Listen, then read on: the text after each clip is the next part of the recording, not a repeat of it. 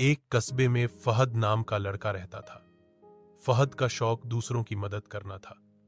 वह छोटा सा था, मगर दिल बहुत बड़ा रखता था। गांव के बच्चे खेलकूद में लगे रहते, मगर फहद हमेशा उन लोगों को ढूंढता जो किसी मुश्किल में होते। एक दिन बाजार में जाते हुए उसने देखा कि एक बूढ़ी औरत सब्जियों की भारी टोकरा उठाने की कोशिश कर रही है। लोग उसके पास से गुजर गए, मगर किसी ने परवाह न की। फहद आगे बढ़ा और बोला, अम्मा, मैं यह टोकरा घर तक पहुंचा देता हूं। बूढ़ी औरत ने हैरानी से उसकी तरफ देखा और मुस्कुराकर दुआ दी।